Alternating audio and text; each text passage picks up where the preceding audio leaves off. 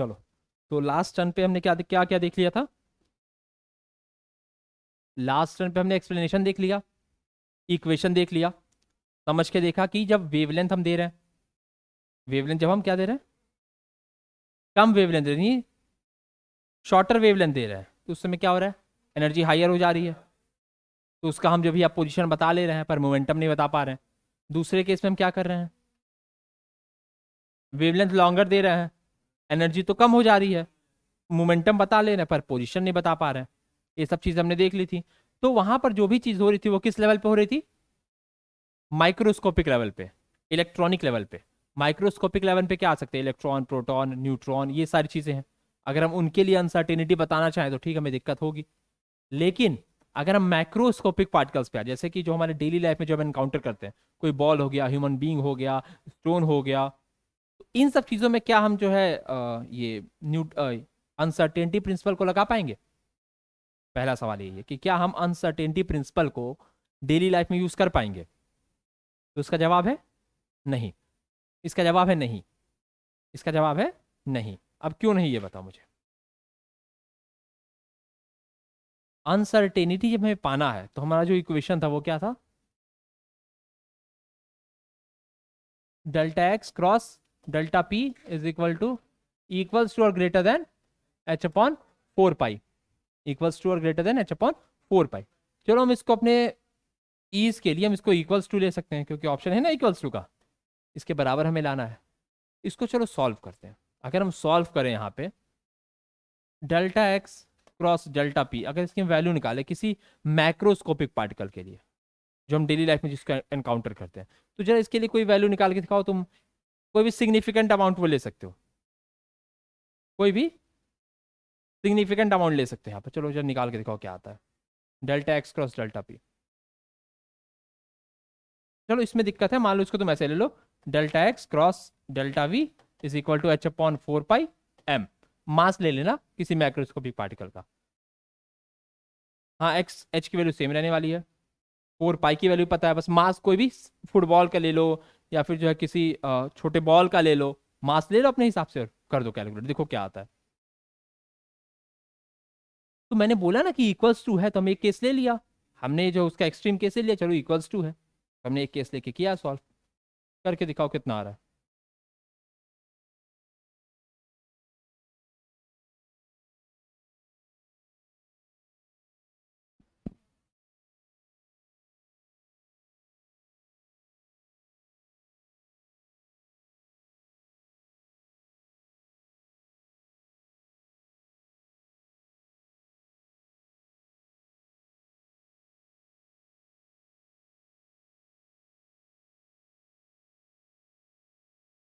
मास क्या ज्यूम कर रहे हो,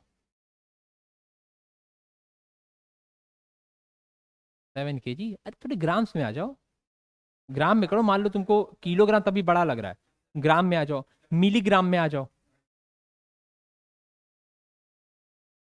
बाबू तुम इलेक्ट्रॉन के टर्म्स में जाओगे तो इलेक्ट्रॉन तुम डेली लाइफ में कहाँ एनकाउंटर कर रहे हो? हम तो डेली लाइफ में वो चीजें देखेंगे जिनको हम एनकाउंटर कर रहे हैं डेली। सपोज करो कोई पार्टिकल है, मैं लेट से मैं तुम लोग को दे देता हूँ, मैं तुम लोग को दे देता हूँ, सपोज करो कि 1 मिलीग्राम ले लो।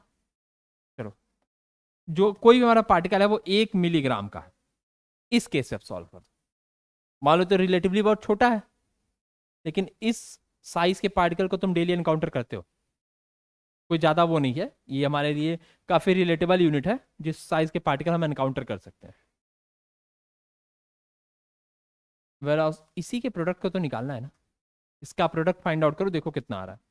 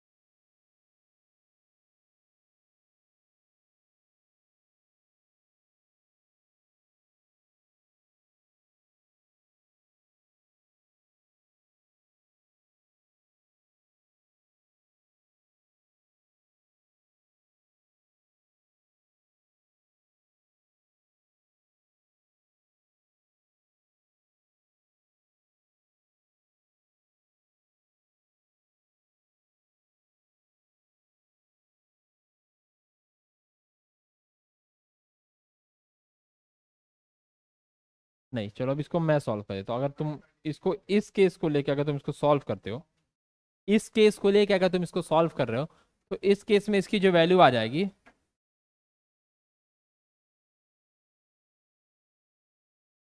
वो वैल्यू कुछ इतनी आएगी, 0.53 इंटू 10⁻⁻28 मीटर स्क्वायर पर सेकेंड। हाँ, तुमने उसको इसको जो 5 का दिया होगा, इतना आ रहा है। अब चलो यही अनसर्टेनिटी एक इलेक्ट्रॉन के लिए कैलकुलेट करके दिखाओ। ये जो अनसर्टेनिटी है ना, इसको एक इलेक्ट्रॉन के लिए कैलकुलेट करके दिखाओ, फॉर 1 इलेक्ट्रॉन। अब एक इलेक्ट्रॉन के लिए सेम चीज कैलकुलेट करो तुम लोग जल्दी से। जैसे मास की वैल्यू, मास में यहाँ पे तुमने 1 मिलीग्राम रखा है, यहाँ पर तुम मास की जगह जो इलेक्ट्रॉनिक मास रखो। इलेक्ट्रॉनिक मास कितना होता है? 9.1 इंटू 10⁻⁻31 किलोग्राम। इसको रख के देखो क्या आंसर आ रहा है।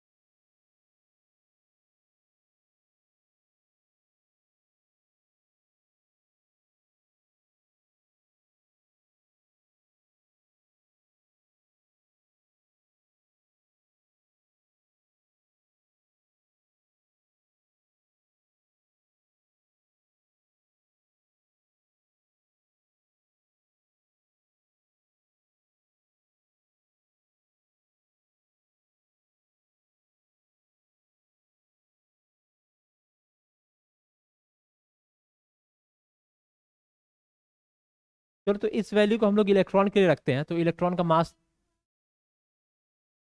9.1 इंटू 10⁻⁻31 किलोग्राम रख दोगे। इस वैल्यू को जब तुम रखोगे इस इक्वेशन में, इस वैल्यू को जब तुम लोग इस इक्वेशन में पुट करोगे, तो आंसर कितना आएगा?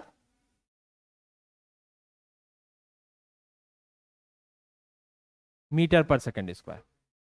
अब ये दो केस आ गया, ये दो केस आ गया है। जिसके सॉल्यूशन में एरर आ रहा है वो देख लें, उसको मैं सॉल्व करके दिखा दूंगा कैसे सॉल्व हुआ है। अब देख लो यहाँ पर ध्यान से, अगर तुम यहां पर देखोगे, अनसर्टेनिटी इन पोजीशन और अनसर्टेनिटी इन वेलोसिटी का जो प्रोडक्ट है वो क्या है? बहुत छोटा। वो क्या बाबू? बहुत ज्यादा छोटा है। और अगर यहां पर देखोगे तुम, अनसर्टेनिटी और अनसर्टेनिटी इन डिस्टेंस और अनसर्टेनिटी इन वेलोसिटी का जो प्रोडक्ट है वो क्या है? रिलेटिवली लार्जर है देन इससे, रिलेटिवली लार्जर देन इससे। अगर यहाँ पे ये प्रोडक्ट जब भी छोटा आएगा, जब भी प्रोडक्ट क्या आएगा? स्मॉलर आएगा, तो इस केस में तुम ये बात बोल सकते हो कि सिंपल से इनका हम पोजीशन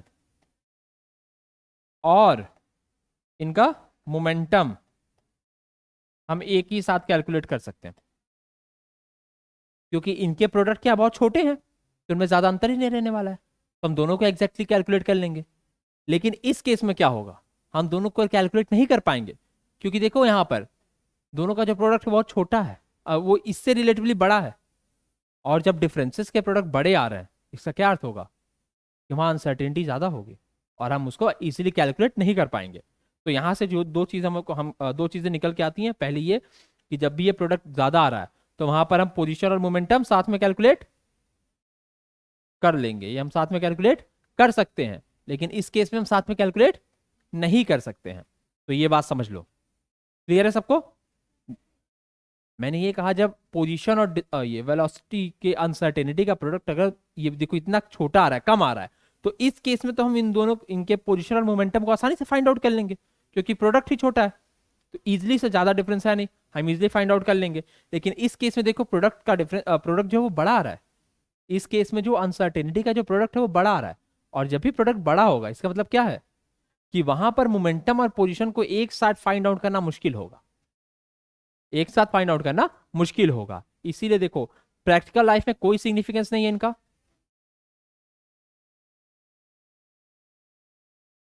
तो मेरी बात समझो, जैसे मैं बोल रहा हूं किसी दो चीज का जब ये क्या है, डिफरेंसेस है ना, डिफरेंसेस का प्रोडक्ट है, डिफरेंसेस का प्रोडक्ट इतना ज्यादा छोटा है, मतलब उनके बीच डिफरेंस क्या है।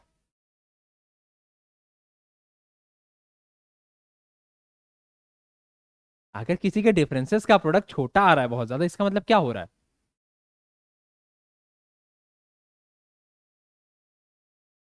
नहीं क्लियर हो रहा है मैं क्या पूछ रहा हूँ। मैं पूछ तो कुछ ऐसा बड़ा सा तोप का चीज नहीं रहा, मैं तो सिंपल सी चीज पूछ रहा हूँ। जैसे मान लो मैंने बोला अनसर्टेनिटी है ना, चेंज इन पोजीशन है। अब मान लो तुमने एक बॉल को फेंका, वो कितना लहराई रास्ते में, ना के बराबर, ना के बराबर। तो उसकी अनसर्टेनिटी में चेंज कितना होगा, बहुत छोटा सा होगा। वेलोसिटी में चेंज क्या होगा, वो भी छोटा होने वाला है। वो तो तुम हर और इन दोनों का प्रोडक्ट तुम तो आसानी से कैलकुलेट कर लोगे। लेकिन इस केस में वो तुमको जब कैलकुलेट करने जाओगे तो अनसर्टेनिटी क्या, वेव लाइक मोशन है, अनसर्टेनिटी इज मैक्सिमम। वेलोसिटी भी जब इसको तुम वो फ्रीक्वेंसी दे रहे हो तो वो भी चेंज हो रही है। उस चेंज का भी हमारा क्या आ रहा है, जो चेंज आ रही है वेलोसिटी में वो भी तो चेंज हो रही है ना। तो ये दोनों चीजें जब चेंज होंगी तो वहां पर जो प्रोडक्ट आएगा वो क्या आएगा, बड़ा आएगा। देखो 10⁻⁴ इज बिगर देन 10⁻28। ये चीज दोनों कंपेयर करो ना, इसीलिए मैंने ये किया कि दोनों को 0.53 के टर्म्स में दिखा दिया। तो यहाँ पर देखो ये काफी छोटी वैल्यू है और ये बड़ी वैल्यू है। तो जब प्रोडक्ट ऑफ अनसर्टेनिटी बहुत छोटी होगी, जब प्रोडक्ट ऑफ अनसर्टेनिटी बहुत छोटी होगी तो पोजीशन मोमेंटम तुम दोनों निकाल लोगे आसानी से। कैसे, क्लासिकल मैकेनिक्स लगा करके इजिली न्यूटन्स के लॉ वहां पे अप्लाई हो जाएंगे। जितने भी लॉज ऑफ मोशन पड़े सब अप्लाई कर लोगे। किसी बॉल को ऊपर फेंको, किसी पॉइंट पे रोक दो, कहो रुक जाओ स्टैच्यू, मैं फाइंड आउट करूंगा तुमको, फाइंड आउट कर लोगे ना। लेकिन इलेक्ट्रॉन को तो फाइंड आउट कर नहीं पाओगे। अभी मैंने कुछ देर पहले बताया कि इलेक्ट्रॉन बाबू समझो कि अंधेरी, पूरा पूरा अंधेरा है चारों तरफ, जहां रोशनी करोगे वहां दिखाई देगा, जैसे ही रोशनी करोगे इलेक्ट्रॉन भाग जाएगा। जब इलेक्ट्रॉन भाग जाएगा तो उसको तुम देख तो लिए कि चोर यही था, पर फिर भाग के कहाँ गया इसको देखने की तुम फिर लाइट उधर ले जाओगे। जब फिर ले जाओगे तो वहां से भाग लेगा। तुम पोजीशन पता लगा लिए हो। अब अगर वेवलेंथ बढ़ा दिए हो तो मोमेंटम पता लगा लिए हो, पर पोजीशन एग्जैक्ट नहीं बता पाओगे। दोनों कंबाइन किस किस सिचुएशन पे हो पाएगा।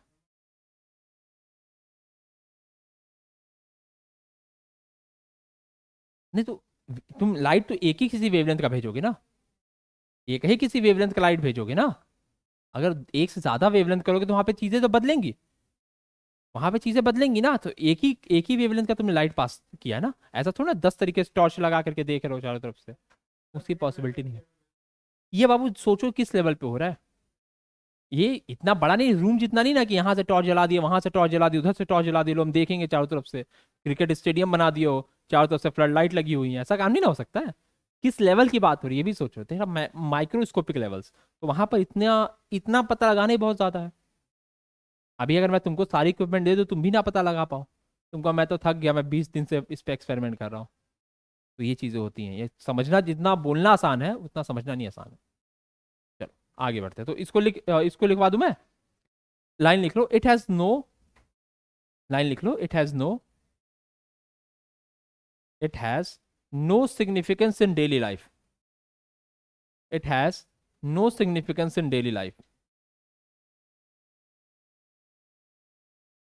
This principle is only for, this principle is only for, this principle is only for small moving particles, this principle is only for small moving particles।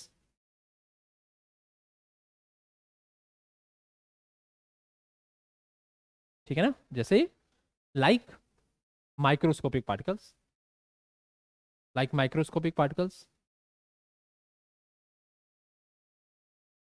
And not for macroscopic particles, and not for, and not for macroscopic particles, not for macroscopic particles. Issues नहीं, issues कोई issue आप लोग को, not for macroscopic particles. Not for macroscopic particle. एक question करेंगे मात्र, उसके बाद हम लोग चलेंगे क्यों क्यों बोर एटम जो फेल्यूर, बोर मॉडल क्यों फेल्यूर हुआ, उसके थोड़े से पॉइंट लिख करके फिर हम लोग बढ़ते हैं क्वांटम मैकेनिकल मॉडल की ओर और क्वांटम मैकेनिक्स की ओर। चलो फिर जो है लिखो फटाक से, क्वेश्चन लिखो सब लोग। अ golf ball, a golf, question, golf ball, a golf ball has a mass of 40 gram, has a mass of 40 gram, 40, and a speed of 45 meter per second, mass of 40 gram and a speed of 45 meter per second, and full stop. If the speed can be measured, if the speed can be measured within the inaccuracy of measured within inaccuracy of 2%, the accuracy of 2%, inaccuracy of 2%, inaccuracy of 2%, calculate the uncertainty in principle, calculate the uncertainty in, sorry principle बोला, position, uncertainty in position। अरे principal बोलते बोलते आदत पड़ गई, uncertainty principle.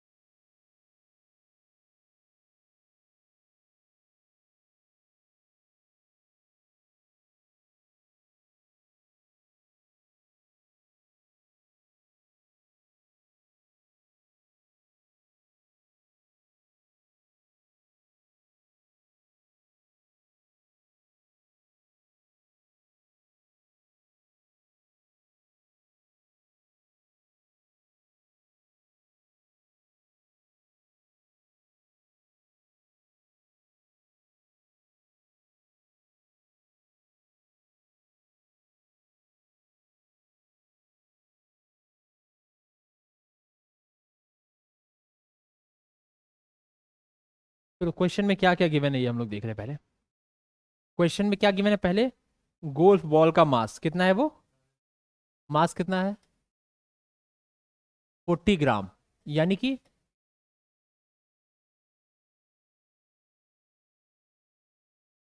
ये होगा कि नहीं होगा, इतना हो गया, मास में मिल गया। अब क्या दिया, उसका वेलोसिटी दिया हुआ है, वेलोसिटी उसकी कितनी दी हुई है 45 मीटर पर सेकंड, 45 मीटर पर second with 2% in accuracy, 2% in accuracy है। तो अगर तुम्हें अनसर्टेनिटी निकालनी है, वही तो इनएक्यूरेसी होगी ना, दैट इज द अनसर्टेनिटी। उसको कैसे निकालोगे, given velocity into 2/100,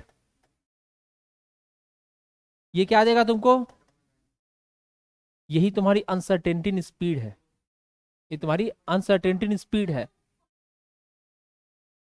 45 is the given velocity, given speed है वो।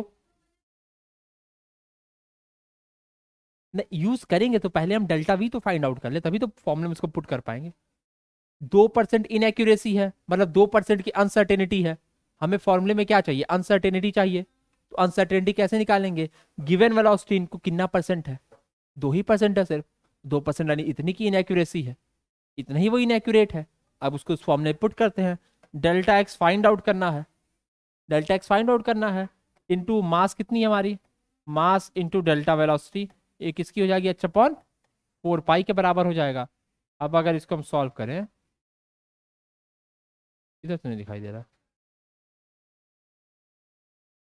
अब अगर हमको डेल्टा एक्स फाइंड आउट करना है, तो डेल्टा एक्स किसके बराबर हो जाएगा, एच यानी 6.626 10 to the power minus 34 divided by 4 into 3.14 into mass is, mass क्या है 40, 40 into 10 to the power -3 and this delta V is 0.9, solve it.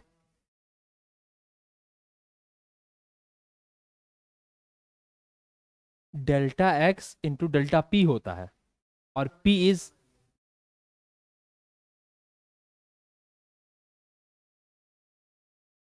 इसको सॉल्व करेंगे तो आंसर क्या आएगा, इसको सॉल्व करने में आंसर कुछ 1.46 into 10 to the power -33, unit क्या आएगा, यूनिट क्या आएगा,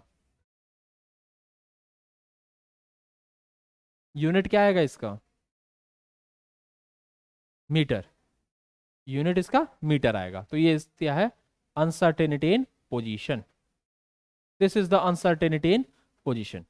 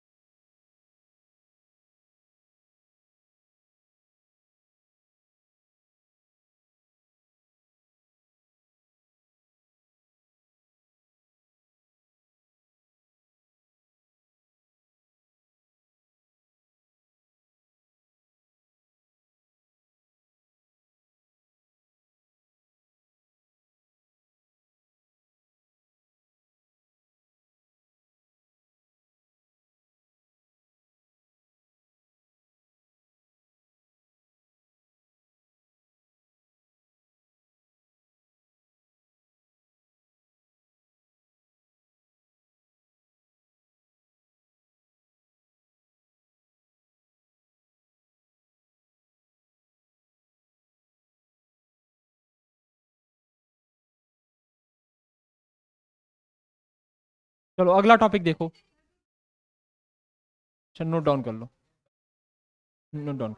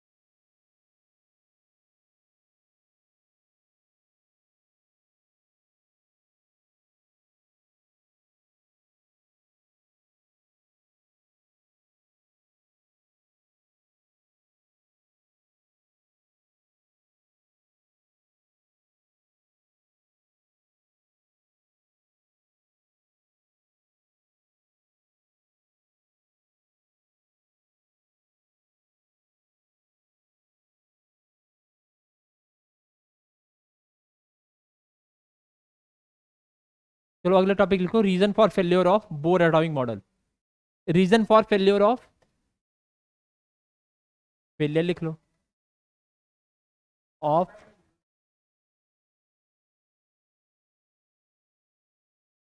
ये हम मैं तुम लोग को पहले बता चुका हूं क्या क्या रीजन थे। सबसे पहला रीजन ये था, क्या था?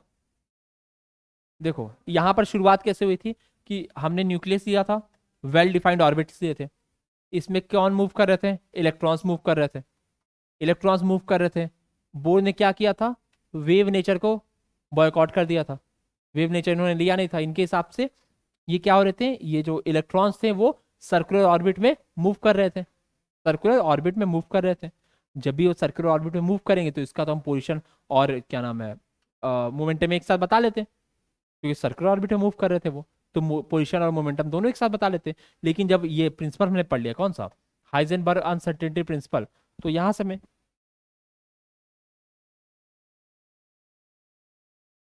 तो यहां से हमें क्या पता चला कि इन दोनों को तो हम साइमल्टेनियसली कैलकुलेट कर ही नहीं सकते हैं, इन दोनों को हम साइमल्टेनियसली कैलकुलेट कर ही नहीं सकते हैं। तो जो बोर का एजम्पशन था कि कि ये, हाँ, इसका हम खाली पार्टिकल नेचर लेंगे इलेक्ट्रॉन का, क्या लेंगे? पार्टिकल नेचर लेंगे इलेक्ट्रॉन का, वो क्या हुआ? डिस्कार्ड हो गया।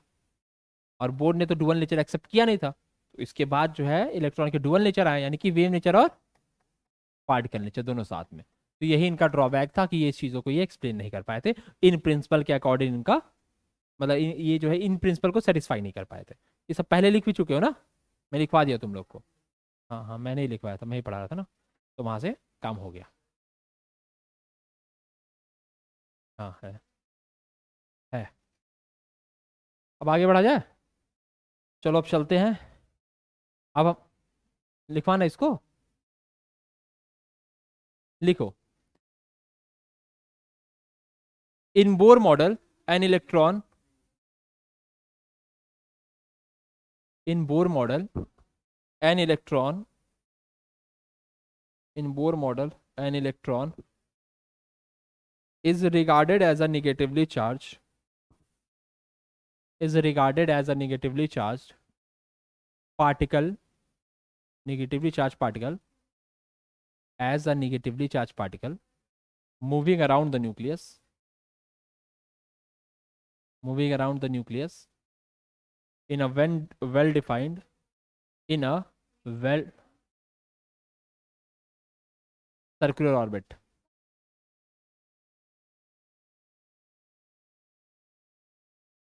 Particle, स्टार्टिंग से बोल दूं? चलो, in Bohr model an electron is regarded as a negatively charged particle moving around the nucleus in well defined circular orbits, in well defined circular orbits. The the wave nature of electron,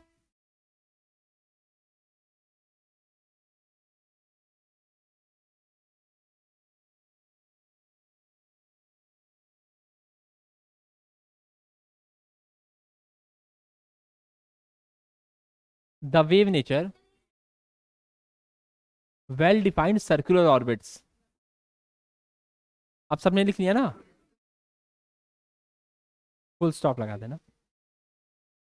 the wave nature of the electron is not considered in Bohr model.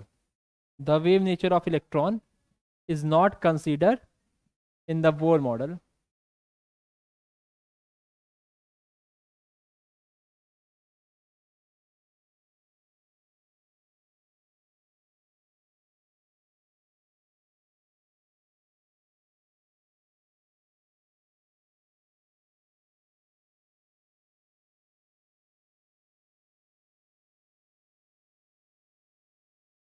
आगे बताएं.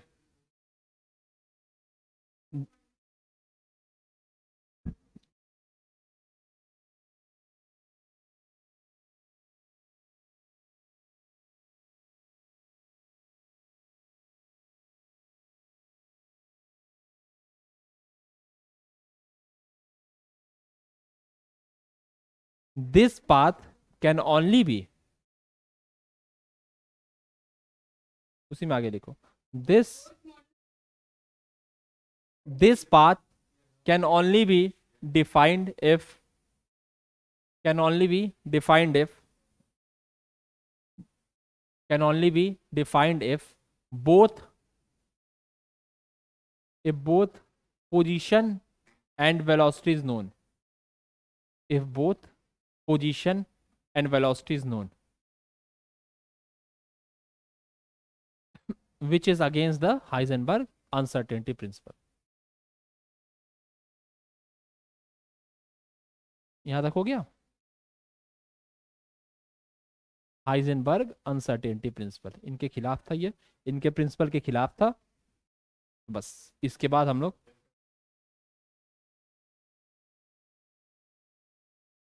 चलो अब अगली नई topic शुरू करते हैं हम लोग. अगला नया टॉपिक जो आज हम लोग शुरू करने वाले वो है quantum mechanical model. That is the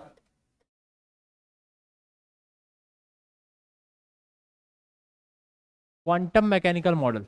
quantum mechanical model of atom. Quantum mechanical model of atom.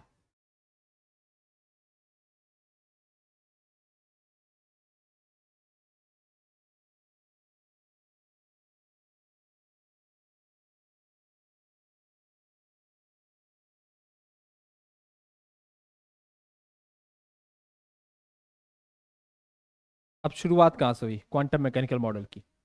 तो हमारे पास बेसिकली जो पहले अब तक मैंने बोर मॉडल जहां तक हमने देखा वहां तक हमने क्लासिकल मैकेनिक्स देखा. वहां तक हमने क्या देखा? Classical mechanics. क्लासिकल मैकेनिक्स हमने देखा. और क्लासिकल मैकेनिक्स जब भी हम देखते हैं वहां पर हम किसके बारे में बात करते हैं? मैक्रोस्कोपिक बॉडीज के बारे में. किसके बारे में बात करते हैं? मैक्रोस्कोपिक बॉडीज के बारे में. मैक्रोस्कोपिक बॉडीज के बारे में. क्योंकि जो मैक्रोस्कोपिक बॉडीज होती हैं ये Newton's law of motion follow करती हैं. They obey Newton's law of motion. They obeys Newton's law of motion.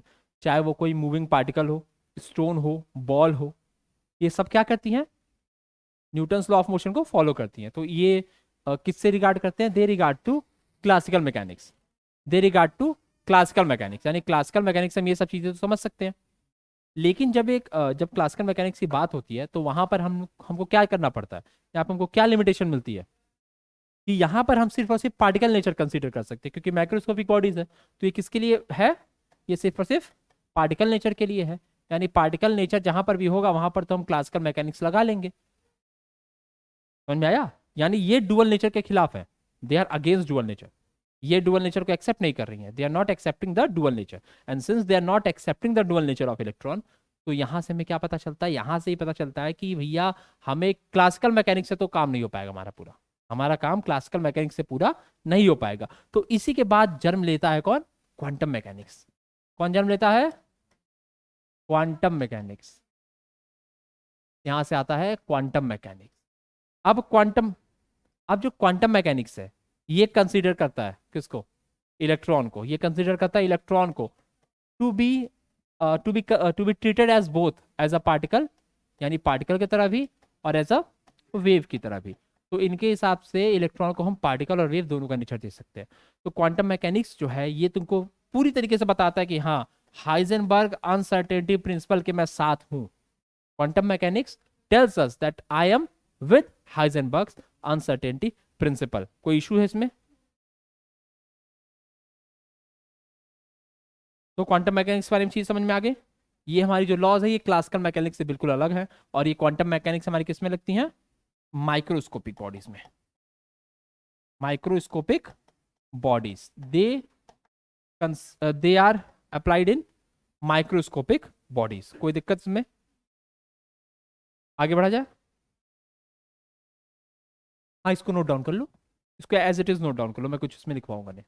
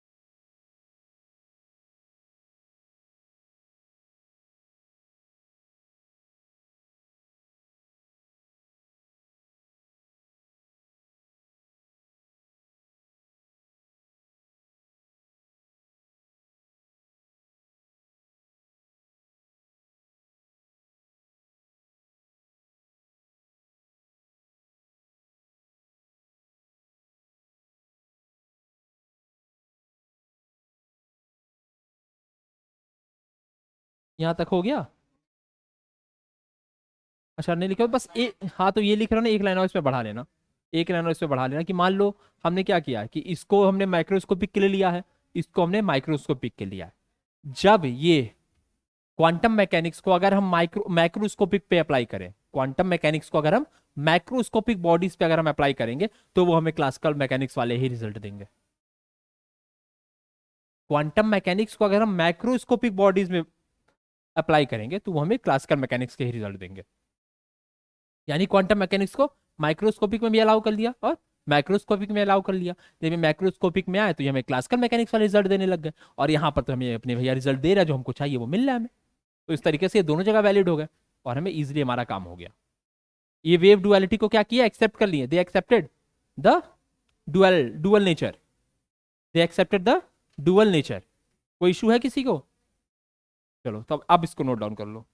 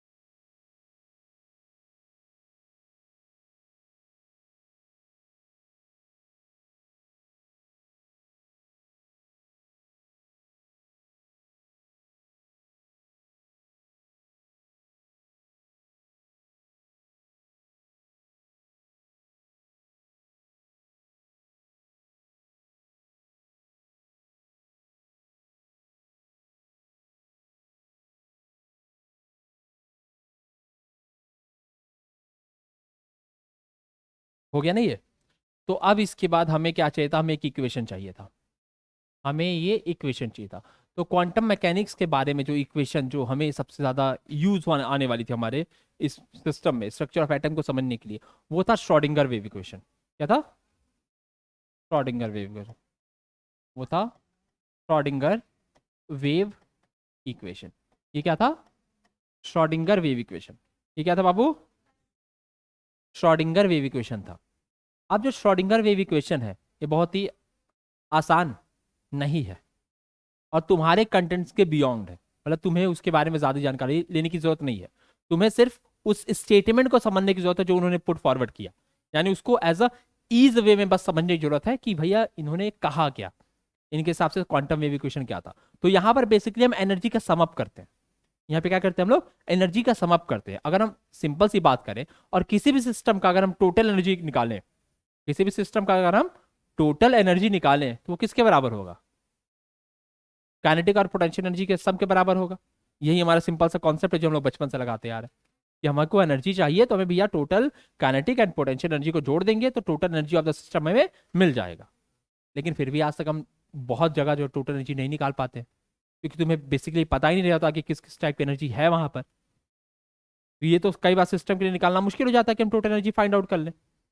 अब देखो इन्होंने क्या बोला, इन्होंने क्या बोला, अगर हम एनर्जी को चलो फाइंड आउट करने की कोशिश करते हैं कि इलेक्ट्रॉन का, मान लो कि इलेक्ट्रॉन है वो किसी एटम या मॉलिक्यूल में है और उसकी हम एनर्जी फाइंड आउट करते हैं एट अ गिवन टाइम। ठीक है? ठीक है, एट अ गिवन टाइम मतलब वो समय के साथ चेंज ना हो, वो समय के साथ चेंज ना, एनर्जी हम निकाल लें किसी इलेक्ट्रॉन का और वो समय के साथ चेंज ना हो, यानी टाइम इंडिपेंडेंट। क्या है? टाइम इंडिपेंडेंट, यही हमें पढ़ना, टाइम इंडिपेंडेंट। तो उस केस में अगर हम इसको सिंपल दिखाएं तो हम इसको ऐसे लिख सकते हैं, एच साइज इक्वल टू ई साई। क्या क्या लिख सकते हैं इसको? एच साइज इक्वल टू ई साई। ये त्रिशूल है ये, एच साइज इक्वल टू ई साई। ठीक है, अब ये जो एच, अब मैं बताता हूं सब कुछ क्या क्या है ना। ये जो एच तुमको दिख रहा है, एच कैप जो तुमको दिख रहा है दस, ये होता है हैमिल्टोनियन ऑपरेटर। ये क्या होता है? Hamiltonian operator. This is Hamiltonian operator.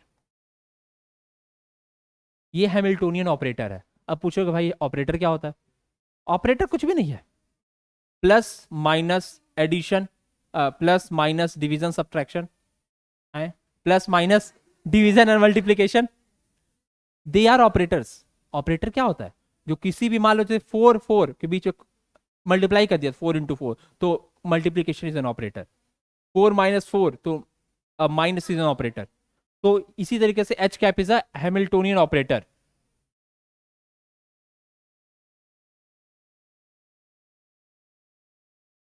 नहीं नहीं कटेगा नहीं, कटेगा नहीं, मैं तुमको बता रहा हूँ। अब ये लोग लिख लें जल्दी, सब आगे बताओ भाई साई भाई क्या होता है।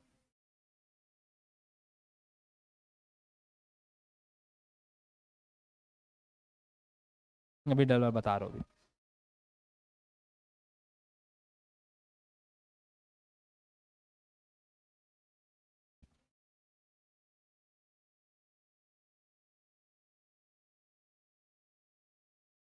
आगे बताऊं? तो अब तो बताने दोगे तो ना बताऊंगा, तुम ही लोग तो रोक दियो। ये हैमिल्टोनियन ऑपरेटर हो गया। ये जो साई दिख रहा है तुमको, ये एक वेव फंक्शन है। ये क्या है? वेव फंक्शन है। वेव फंक्शन है। किसी भी फंक्शन पे कोई ऑपरेटर लगाते हो ना, किसी फंक्शन पे कोई ऑपरेटर लगाते हो, फंक्शन पे कोई ऑपरेटर लगाते हो ना।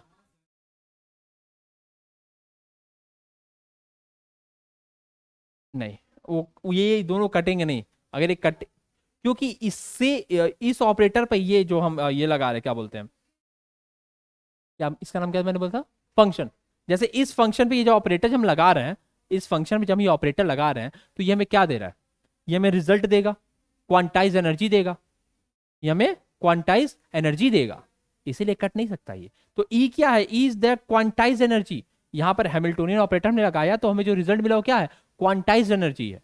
वो एक क्या होगा? इंटीग्रल होगा, किसी एक पर्टिकुलर वैल्यू का इंटीग्रल होता है। ई क्या है? क्वांटाइज्ड एनर्जी है, इज क्वांटाइज्ड एनर्जी।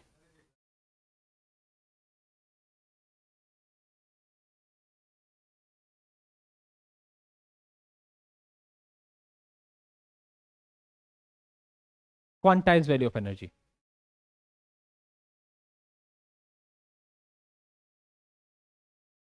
ठीक है ना। और इस बात को हम लोग ऐसे समझ सकते हैं, जो मैंने इससे पहले बोला तुम लोग को, कि जो टोटल एनर्जी है, ये बाबू देख लो क्या है, time independent, it is time independent. मैंने भी लाइन बोली है ना, कि एक इलेक्ट्रॉन का, एक एटम या एक मॉलिक्यूल में जो समय के साथ वेरी ना कर रहा हो, उस केस में श्रोडिंगर इक्वेशन ये होता है। और ये लिख लिया ना इसको। कुछ और भी मैं लिखवाने वाला था, पता नहीं मेरे दिमाग से उतर गया। हाँ, एनर्जी के बारे में बता ना, कि जो टोटल एनर्जी है किसी सिस्टम का, टोटल एनर्जी जो है किसी सिस्टम का, वो किसके बराबर होगा, वो काइनेटिक एनर्जी और टोटल पोटेंशियल एनर्जी के सम के इक्वल होगा। ये बात तुम लोग को पता होनी चाहिए।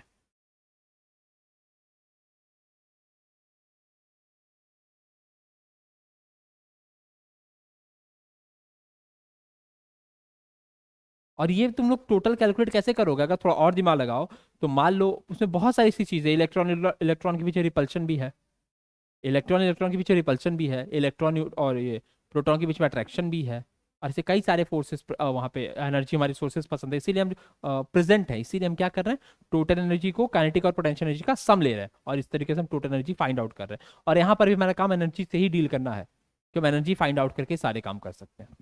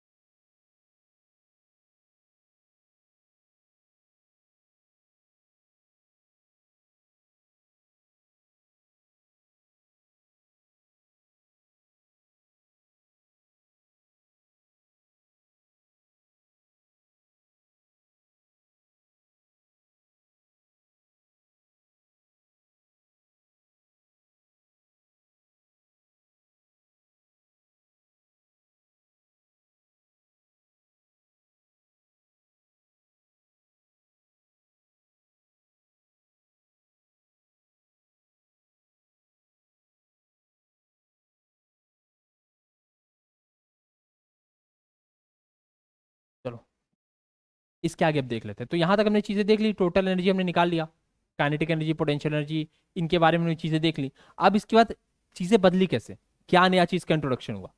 तो अब हमें जो चीजें देखनी है वो है इनका इक्वेशन, श्रोडिंगर वेव इक्वेशन जो यूज करता है, जो एनर्जी हमें बता रहा है कि इस समय जो है एनर्जी क्या होने वाली है किसी भी सिस्टम का। अब कोई भी सिस्टम ले लोगे अगर तुम, तो उसके तीन कोऑर्डिनेट हो सकते हैं, उसके तीन कोऑर्डिनेट हो सकते हैं। कौन कौन से तीन कोऑर्डिनेट हो सकते हैं, मान लो एक एक्स हो गया, एक वाई हो गया, एक जेड हो गया। अब किसी भी एक इलेक्ट्रॉन को ले लो, किसी भी एक इलेक्ट्रॉन को ले लो। अब मान लो उसको अगर हमने यहाँ पर ऐसे मान लिया, ये हमारा इलेक्ट्रॉन है, ये हमारा इलेक्ट्रॉन है। तो अब ये सेंटर से इसकी कुछ ना कुछ दूरी होगी, सेंटर से इसकी कुछ ना कुछ दूरी होगी। एक पार्ट तो इसका दूरी बता रहा है, एक पार्ट इसका दूरी बता रहा है। दूसरा क्या है, कि अगर तुम इस इलेक्ट्रॉन को देखो, तो ये किसी स्पेस में कहीं बीच में लटका हुआ है, स्पेस में कहीं बीच में लटका हुआ है, ऐसा थोड़ा ना किसी एक्सिस पे कहीं बीच स्पेस में है ना।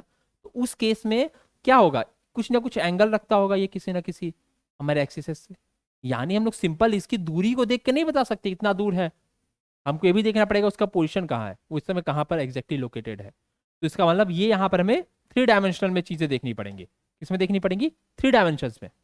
हमें इस इलेक्ट्रॉन की एग्जैक्ट पोजीशन अगर फाइंड आउट करना है, तो हमें एक्सिस से सिर्फ दूरी का नहीं पता होना चाहिए, हमें एंगल्स का भी पता होना चाहिए कि कितने एंगल पे कहाँ पर सिचुएटेड है।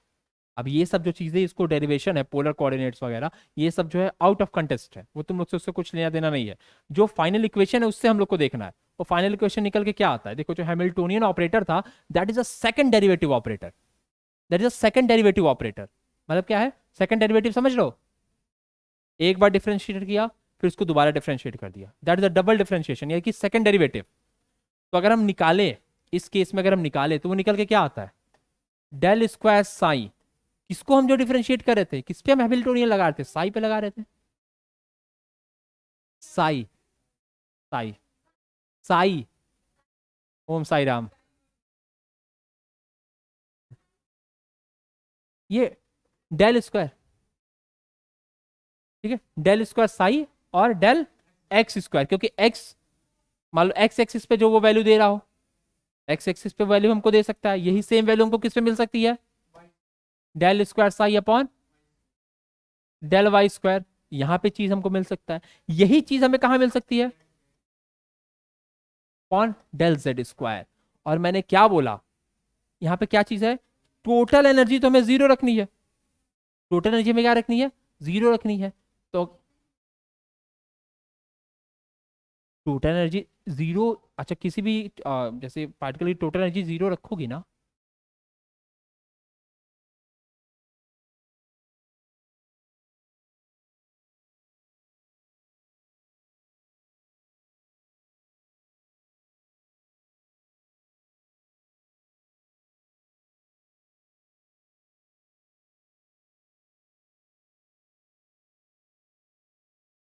तो अब इस केस में अब क्या कर सकते हैं हम लोग, इसके बाद इक्वेशन क्या आता है, 8 pi square, 8 pi square m divided by h square, E minus V psi is equal to zero. This is the Schrodinger wave equation, this is Schrodinger wave equation, ये जीरो है ना, this is Schrodinger wave equation.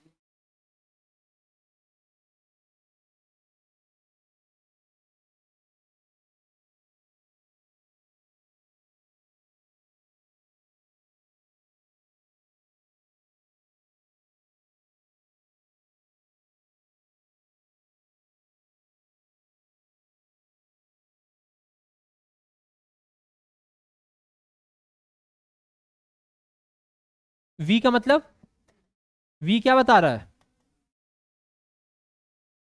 नहीं potential energy बता रहा है, potential energy बता रहा है, इस बात का ध्यान रखो कि सेम ही क्वांटिटीज में से सेम क्वांटिटी माइनस कर सकती हो ना, एनर्जी में से वेलोसिटी कैसे माइनस कर दोगे, वो तो पॉसिबल नहीं ना है, तो इसीलिए 8 पाई स्क्वायर m है, ये स्क्वायर छूट गया, 8 पाई स्क्वायर m है ना, ये स्क्वायर छूट गया, मैं दोबारा लिख दे रहा हूँ, अरे वो गलती से हो गया मुझे, 8 पाई स्क्वायर m है ना, और ये ई क्या है, E is total energy, H square है, this is H square, H square, ठीक।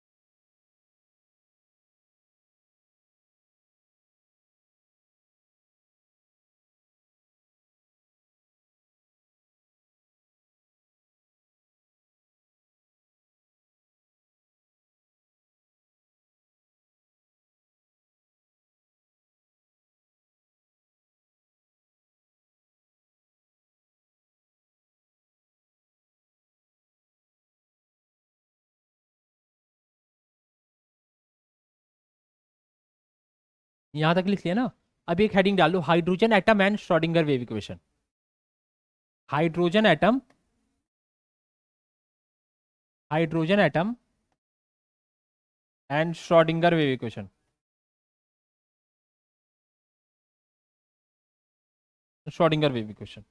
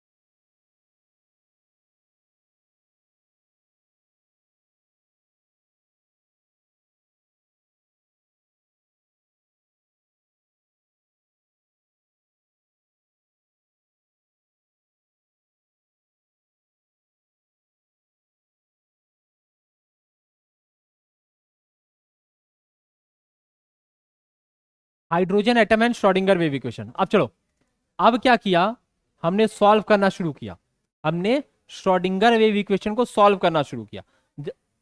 जब श्रोडिंगर वेव इक्वेशन को हमने सॉल्व किया तो हमने क्या पाया कि कहां कहां कौन कौन से एनर्जी लेवल्स हैं, कौन कौन से एनर्जी लेवल्स हैं, कौन कौन से एनर्जी लेवल्स हैं जहां पर इलेक्ट्रॉन रह सकता है इन हाइड्रोजन एटम। कौन कौन से एनर्जी लेवल्स हैं जहां इलेक्ट्रॉन क्या कर सकता है, रह सकता है इन हाइड्रोजन एटम। ठीक है, तो वो सारे जो एनर्जी की वैल्यूज थी, जो सारे एनर्जी की वैल्यूज थी उनको हम क्या बोले, आइजन वैल्यूज। क्या बोले, आइजन वैल्यूज। वो सारी वैल्यूज क्या हुई, जिस जिस वैल्यू में हमारे इलेक्ट्रॉन क्या रिसाइड कर सकते हैं, रह सकते हैं, that is the eigen values, that is eigen value. और इसके कोरिस्पॉन्डिंग, इस आइजन वैल्यू के कोरिस्पॉन्डिंग जो हमें फंक्शन मिला, that is the eigen function. इसके कोरिस्पॉन्डिंग जो हमें फंक्शन मिला वो क्या हुआ, वो हुआ eigen function, that is the eigen function. Schrodinger wave equation solve किया तो हमें क्या मिला, पॉसिबल एनर्जी लेवल्स मिली, पॉसिबल एनर्जी लेवल्स मिली, क्योंकि श्रोडिंगर में हम फाइंड आउट क्या करें, एनर्जी लेवल्स ही फाइंड आउट करेंगे ना, एनर्जी के लिए सॉल्व करेंगे उसको। तो हमें डिफरेंट एनर्जी लेवल्स मिली, पॉसिबल एनर्जी लेवल्स मिली जहां पर इलेक्ट्रॉन रह सकता था हाइड्रोजन एटम में। तो जो जो वैल्यूज थी, जिस जिस वैल्यू पे हमें सॉल्यूशन हमारा फाइंड आउट हुआ, जिन जिन वैल्यूज पे, they are the eigen values. और उसके कोरिस्पॉन्डिंग जो जो फंक्शंस थे, that is the eigen functions, that वो क्या थे, आइजन फंक्शन थे। मैंने बोला कि श्रोडिंगर वेव इक्वेशन जो बड़ा सा लंबा चौड़ा सा इक्वेशन जो हमने सॉल्व किया सिर्फ और सिर्फ हाइड्रोजन एटम के लिए, तो हमें डिफरेंट एनर्जी लेवल्स मिली। अरे इलेक्ट्रॉन रह रहे थे ना कहीं, तो that is the different energy levels, हमें डिफरेंट एनर्जी लेवल्स मिले। अब जो ये एनर्जी लेवल्स थे इनकी कुछ ना कुछ वैल्यू होगी ना, उन वैल्यूज का नाम क्या था, आइजन वैल्यूज। जहां पर ये अलाउड था that is the eigen values, और इनके कोरिस्पॉन्डिंग जो फंक्शन था, इनके कोरिस्पॉन्डिंग जो फंक्शन था that is the eigen function. इसको लिख लो जरा सा, फिर मैं समझाता हूं। स्टेटमेंट लिख लो, मे बी अगर गड़बड़ी हो तो स्टेटमेंट लिख लो।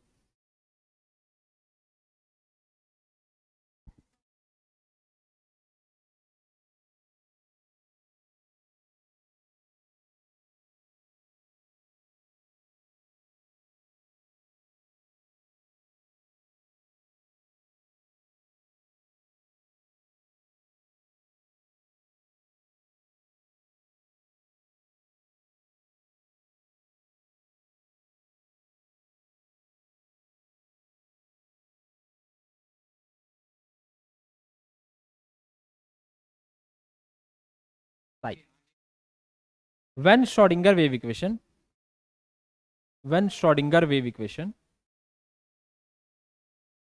when Schrodinger wave equation is solved for H atom,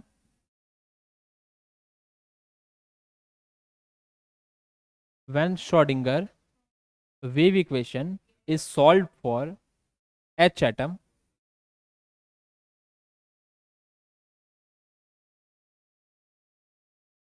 H atoms,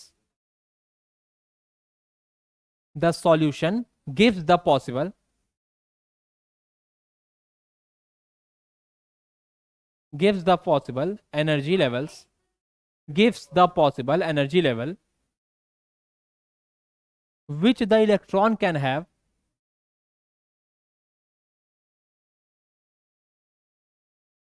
energy level which the electron can have, which the electron can have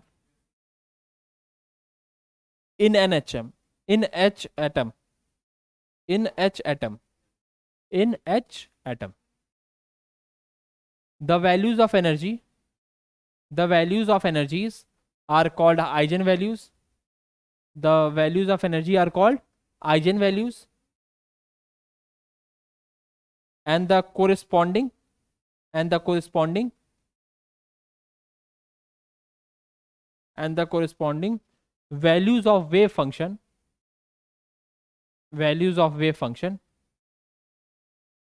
values of wave function are called eigenfunction, are called eigenfunction.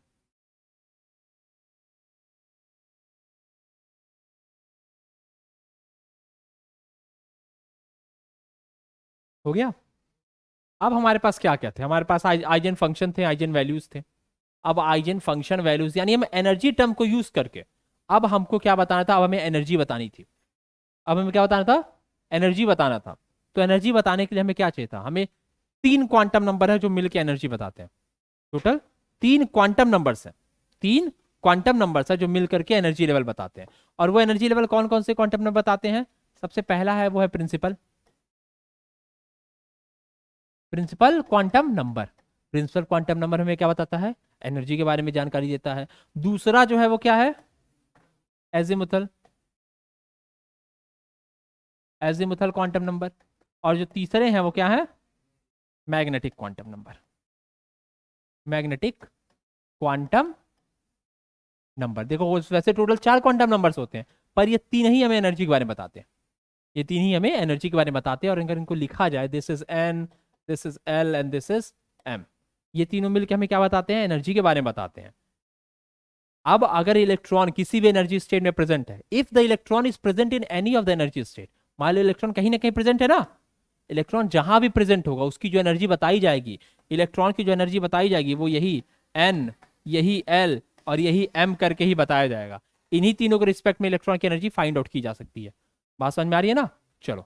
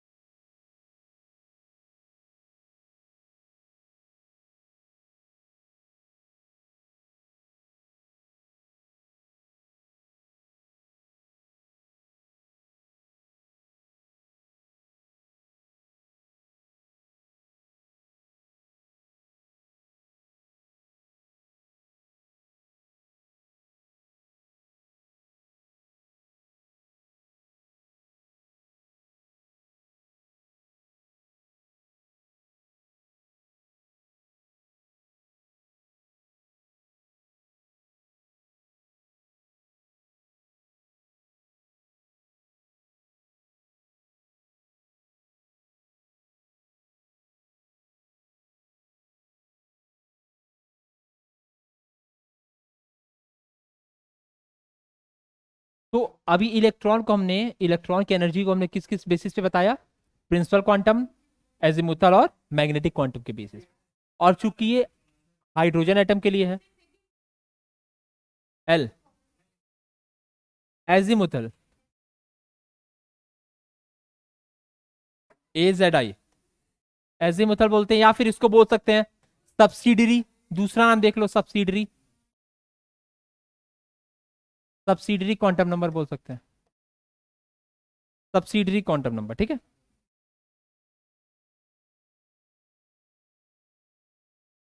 अभी हम लोग यही पढ़ेंगे एक दो दिन, अभी हम लोग यही पढ़ते रहेंगे, हाँ।